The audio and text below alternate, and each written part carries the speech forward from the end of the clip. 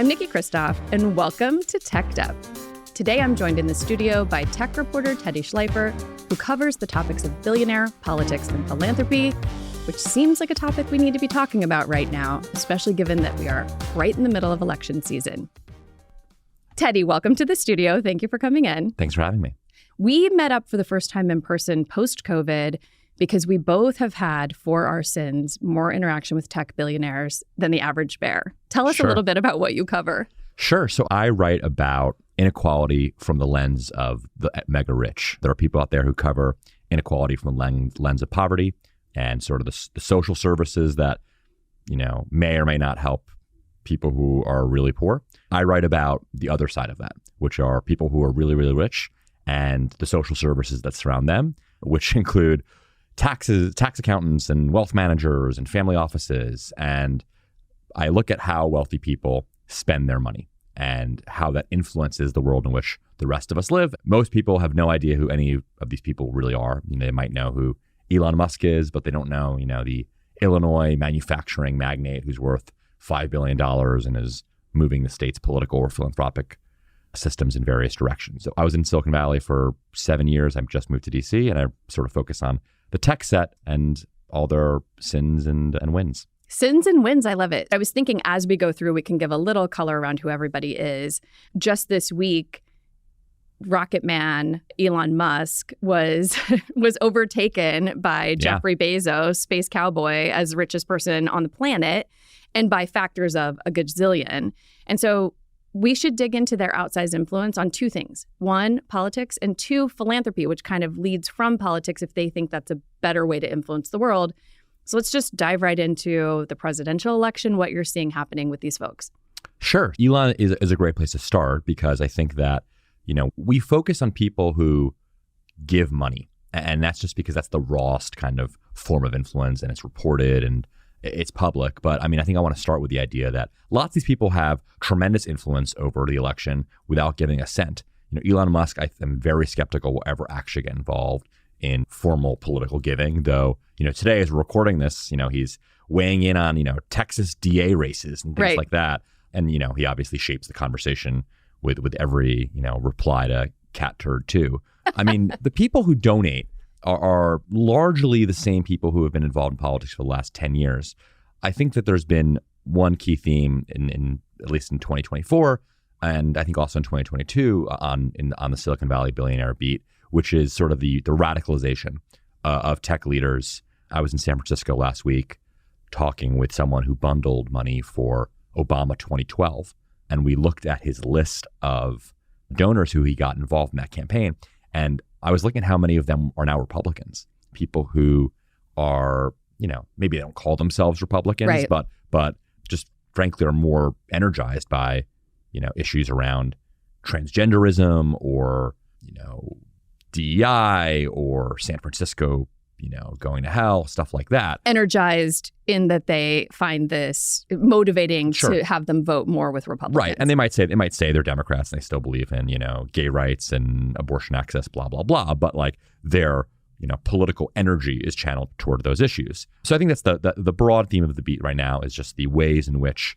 in the 2024 election, so many Silicon Valley leaders have been red-pilled and are now more active in conservative politics. And Mark Andreessen's a great example of that. He's somebody who, in 1998 was helping Al Gore think about how his website would be designed for his 2000 Democratic presidential campaign run. And 25 years later, he's unrecognizable to people who knew him as part of like the John Doerr tutelage of the 90s. So, but Andreessen is venture now capitalist. Right. Venture capitalist and sort of, one of the founders of the modern internet. Heavy crypto investor. Yeah. He's very involved in kind of conservative politics in a way he hasn't really been in 10 years when he was kind of first getting to know kind of the Romney universe. On the Democratic side, it's sort of a subset of the 2020 resistance era Democratic donors. I think of Reid Hoffman as sort of the leader of LinkedIn founder. Good human too. One of the people's reputation has not not been tarnished in any. He got kind of tinged a little bit with some of the Epstein stuff, but Reid is basically the leader of the Silicon Valley progressive wing, and Well, and I think of him, if I may, Sure. and I just got triggered by you saying the Silicon Valley progressive wing Yeah. as a disaffected Republican Yeah. myself. Yeah. But he also is just generally known for having a lot of integrity, does a lot of work with veterans. And for people who don't know, also has a little AI platform called Pi that you can ask about difficult conversations and it'll give you some advice. And they don't keep your data. Anyway, just a little plug for Pi. Okay. Sure. Yeah. So Reid Hoffman is Dem kind of. Yeah, he's the parent of the kids here, and you know the Reid has been. I sort of think of him as taking over the mantle that Eric Schmidt had from 2005 to 16. You know, to me, it is always an important data point when one of these donors has full-time political staff that work for them. I know it's very inside baseball, and you know, at Puck, we write about these donor advisors, not because it's necessarily the juiciest stuff in the world, but I think it tells you that this person is going to be spending $10 million plus a cycle. Well, this is actually in some ways how we got connected because Right. not officially, but I was a donor advisor have been to Right. multiple billionaires, starting with Eric Schmidt, who you Right. just mentioned. So I describe him as a moderate Democrat, deeply involved in national security issues, has given to kind of mainstream Dem candidates for a long time. But we used to, back in the day, 10 years ago, 12 years ago, 14 years ago, advise executives to give as close as they could 50-50. Like find the people on the other side of the aisle that you can agree with some things on, just so that your giving doesn't look too imbalanced. Sure. That has gone completely out the window. I think one trend is billionaires not giving at all. So here's a hot tip if you're a billionaire listening and you're tired of your employees being mad at you for giving and you're tired of getting requests for donations, buy a news outlet. So Washington Post, Jeffrey Bezos stopped giving. Jeffrey. I always call him Jeffrey Bezos, space cowboy. Jeffrey P. Preston Bezos, right? Yeah. Jeff Yeah. stopped giving when he bought the Washington Post. He only gives, I believe, did give to the Amazon corporate PAC. Mark Benioff, who I worked for, stopped giving when he bought Time Magazine, partly on my advice of like, we could also just invoke the I own a news outlet. Sure. I was going to say, I feel like the Democratic bundling donor universe like sees that as an excuse, but yes. Well, and it is a way, and it can be an excuse and true. and it's also almost in some ways for these folks, especially when they have big companies that are largely populated but not entirely populated by progressive workers, they're in an unsolvable riddle. They want to get their issues in front of elected officials, and they have a workforce who is largely not made up of, despite the fact that they work at tech companies, capitalist establishment folks who, you know, think highly of what Mitch McConnell's done for this country by keeping us from defaulting on the debt, which many of the CEOs think. Right, sure. And so a huge force in, you know, shaping political giving, at least the disclosure of political giving, is activism internally. Totally. And I think it's not a surprise that as we go through the people that are the most active, you'll see that lots of them are not current CEOs of companies. Like Reid Hoffman is not going to get protested by, you know, the employees of Greylock. You know, Reid Hoffman can do whatever he wants. Greylock being, again, a venture capital Sorry, firm. He can do what he wants because he's not at LinkedIn anymore. Right. And or even Eric Schmidt, who's not in an operational role at Google, or, you know, one donor who I think is very important and doesn't really get enough attention in the Democratic Silicon Valley universe is Dustin Moskovitz, who Facebook co-founder. One of the Facebook co-founders, not portrayed in the movie, and he is the CEO of Asana, which is a publicly traded company, though I often forget that he's the CEO of Asana, even though I write about him more than, you know, anybody else. Dustin is sort of the leader of this younger group of tech billionaires who are involved in Democratic politics, not because they like love the game as much as someone like Reid or Eric Schmidt does, but because they think it is a way to stave off the end of the world. You know, Dustin is one of the biggest funders, or I think is now the biggest funder of effective altruism, the, you know, philosophical pedagogy focused on catastrophic risks like nuclear war and AI apocalypse, blah, blah, blah. And Dustin in 2016 got very involved alongside his wife in the Hillary Clinton campaign because he thought Trump was going to lead to the end of the world. And he spent, you know, gajillion dollars then. In 2020, spent another gajillion. 2024, going to spend a third gajillion. So he sort of is there's this younger generation of tech leaders who are very involved, I think, at Dustin's advice. So those are the two people on the Democratic side that I think are as the most important. On the Republican side of this election, you know, I think that a group of talkers and a group of doers, the talkers, not to bring up other podcasts on this one. No, do it. We're not threatened. We're confident. I do think that I waver between whether or not David Sachs, who is one of the early PayPal executives and is now a venture capitalist. I waver over whether he is extraordinarily undercovered or extraordinarily overcovered. I think it depends on how much you're on Twitter because he's so on Twitter. Right. I consider him you think he's overcovered? No, I think most people have no idea who he is. One of the things that really bothered me was when he was weighing in quite a lot on Ukraine and then was like, don't let people shame you for not knowing anything about national security. I was like, okay. Anyway, continue. Yeah. Yes, well, it's politics. I introduced the idea that he might be undercovered because he does have a lot of influence in the at least in parts of Twitter, but also I think off Twitter. I mean, I do think that, when Kevin McCarthy came to town, when he was Speaker of the House, David Sachs gets invited to that event. Tomorrow, David Sachs is in D.C. getting some award from some conservative think tank. He has full-time donor advisory help. Like, he is doing the things in a way that I think maybe outpunches his actual net worth because he is not, someone like Peter Thiel, who is his mentor or his close friend. Like, he does not have Peter Thiel levels of money, but he does have a lot of influence. He sort of is like a doer, talker hybrid. But there's a whole other class of Republican sort of people on the internet who are talkers. And then, there will be a doer, someone like Scott McNeely, who, is sort of an internet 1.0, Bill Gates foil from back in the day, who gives lots of money and supports Trump, and no one ever talks about him. Right. Well, wait, let's go back for a second to David Sachs. So again, when you said undercovered or overcovered, it's like, well, in our world, David Sachs, especially because you and I both covered a lot of crypto. Yeah. David Sachs is incredibly influential with crypto. Crypto is extremely on X/Twitter. Yeah. And you're right. There are real world implications to that influence. So right now, crypto this week, Bitcoin's at almost 70,000. Suddenly you've got flush folks who are single issue voters. They're going to get involved, whether or not they're billionaires. They are being influenced by David Sachs and what he has to say online. You're starting to see them say like, well, I could handle RFK or Vivek right. as being in the race. So you do have an in real life impact, including by pushing donations because other people are inspired to give. I mean, keeping in mind, again, there are actual limits on what people can give directly to candidates, and it's not that much money. Right. And just to back up to what we first started talking about, Elon Musk, I don't even know if that guy votes. I bet he doesn't.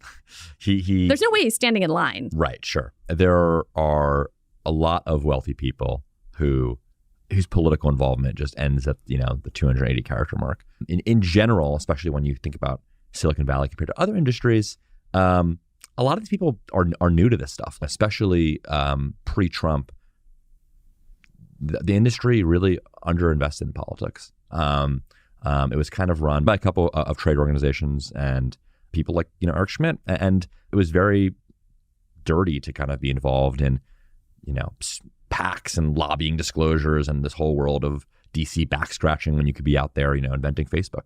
I feel like now Silicon Valley is, at least in the conservative side of the aisle, is more active in politics than it's been, at least since I started covering this in 2016.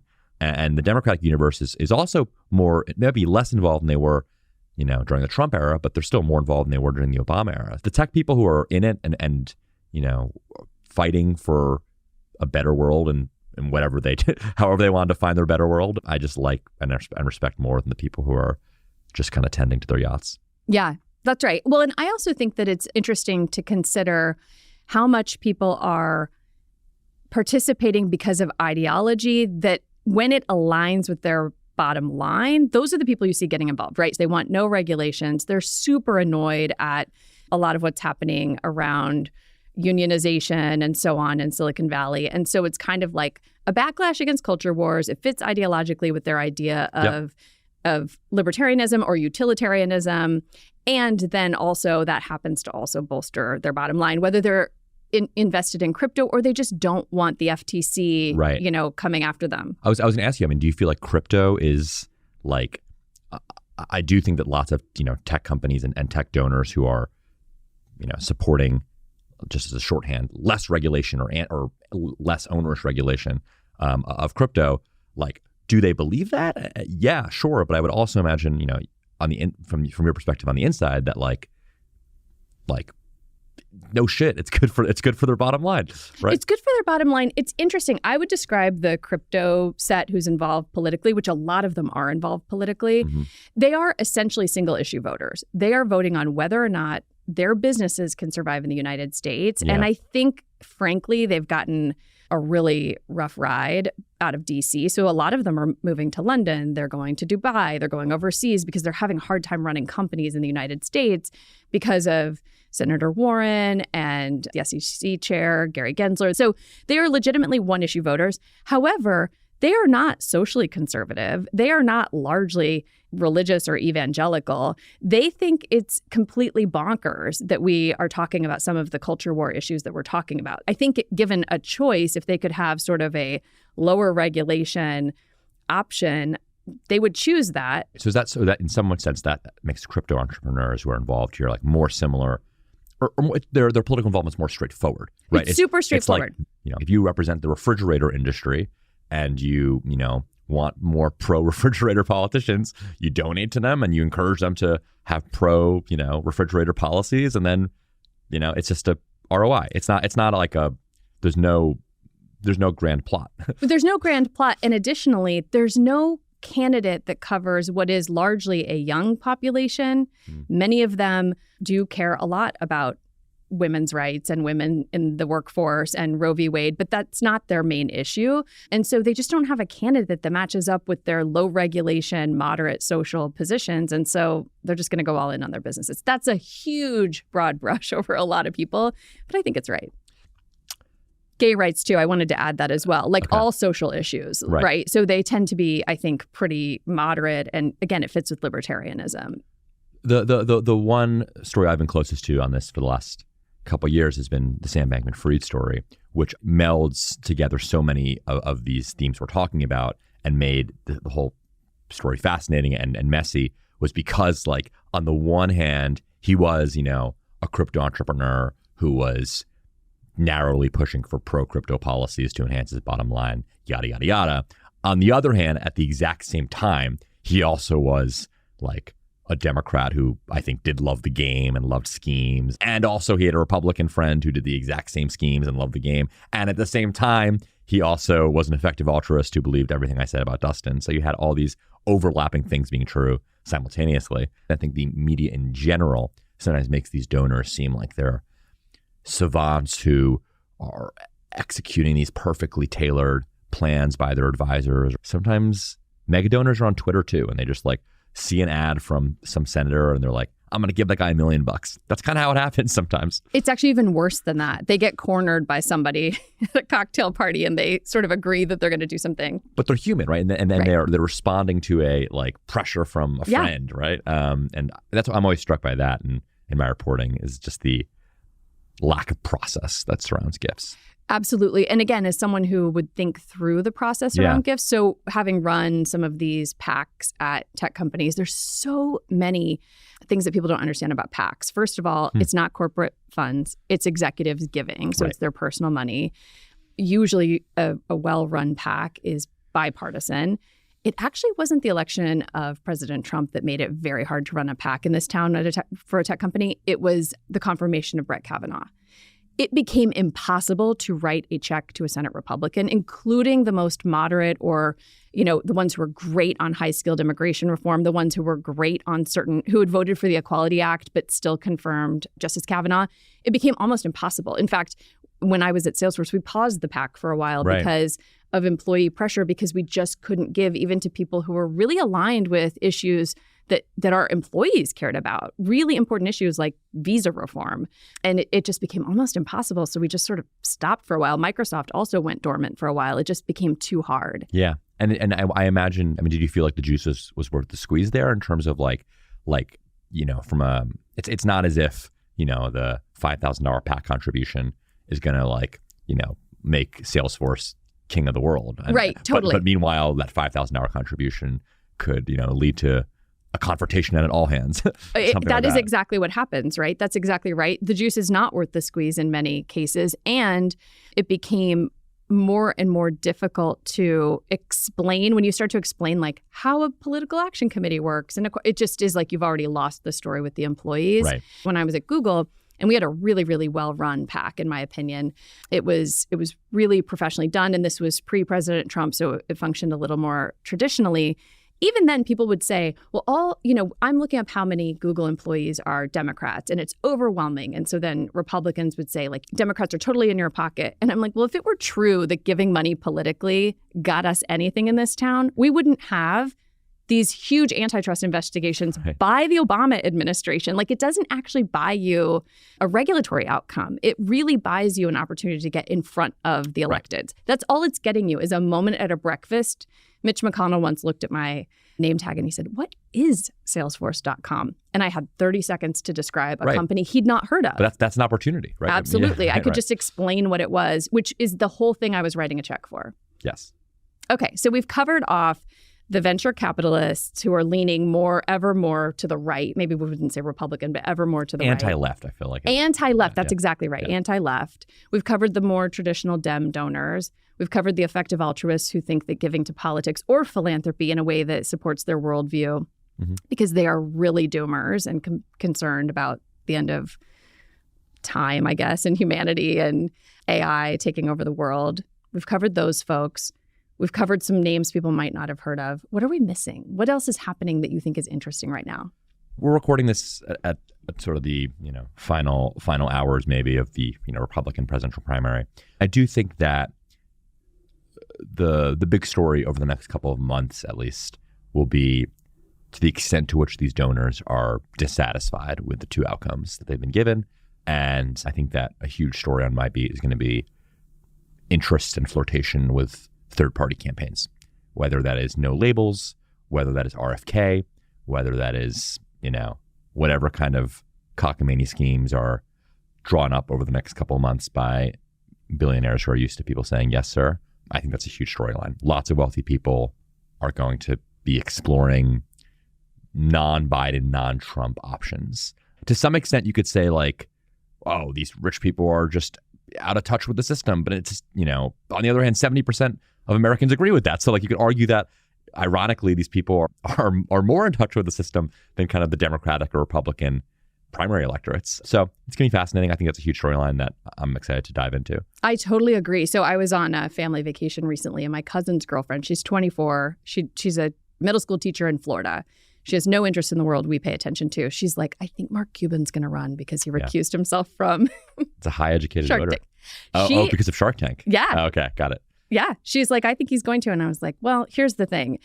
Let us not forget, speaking of billionaires, Howard Schultz was very serious about a third-party run, has the money to self-fund, and essentially lasted a matter of moments before he just went down in flames. It's really hard to pull off a third-party option. Yeah, I agree with that. I just think that this election cycle is the likeliest it's ever been, and even with the existing options. I mean, I think that even if no labels doesn't field a campaign, I do think that as we talk about the anti-left, I do think there will be lots of tech wealth that flows to RFK. I think that, even though it doesn't make sense, so to speak, narrowly speaking, about, he's not a moderate per se. He's an eclectic view of liberal and conservative beliefs, some on the far left, some on the far right. He's not like the typical, like, Mitt Romney kind of candidate who collects lots of checks from the, ruling business class. But I think that lots of tech leaders will and have rallied to him. And I think that that's a storyline that,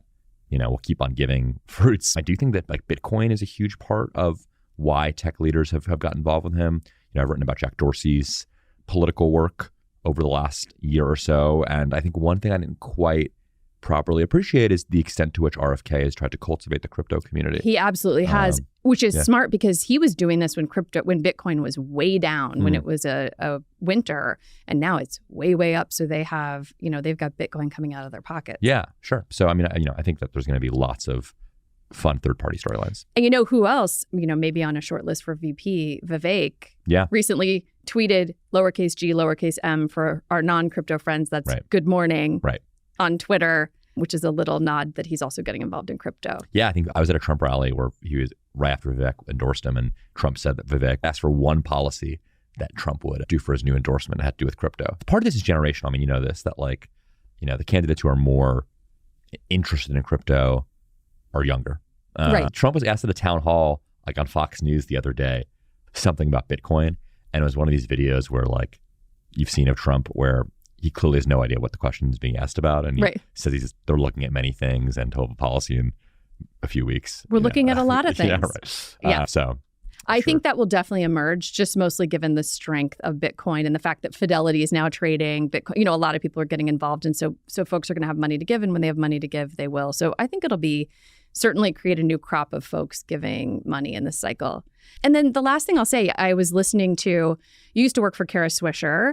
And I did. I was listening to a podcast you co-hosted with her, I think last which summer. One? It was with Frank Luntz, my old boss. Oh, okay. Got it. Political pollster Frank Luntz. And he was talking about the possibility. This was, again, August, so anything could have happened. And he was saying the interest in a third-party candidate. And then he mentioned something which I am also of an age where this applies to me. Ross Perot, let us not forget, got 19% of the vote and was totally nuts. Yeah. I mean, to some extent, you could argue that being totally nuts is the only way to be successful as a third-party candidate because you have to break through the noise. I think it'll be a fascinating year. Tell us about Puck News, what you're doing, and your newsletter. Sure. So I work for a digital media startup called Puck, which is not a hockey publication for people, especially in tech or in DC.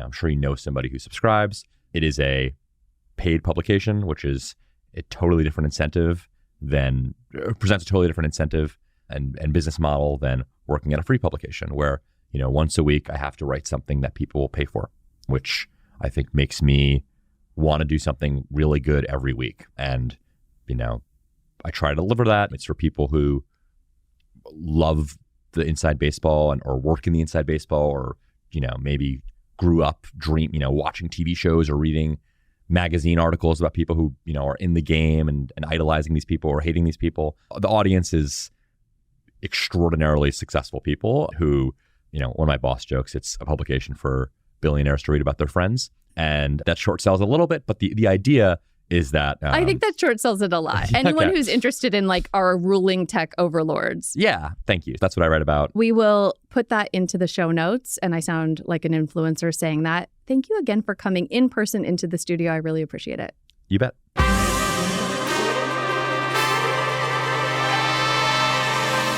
That's a wrap.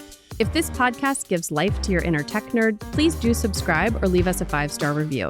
Anybody listening to this show knows the algorithm needs to be fed, and I really want to keep it ad-free and independent. Tune in next Thursday. You can find video content on YouTube, you can find us on Instagram, or you can just follow up Teched Up wherever you get your content. Thanks for tuning in.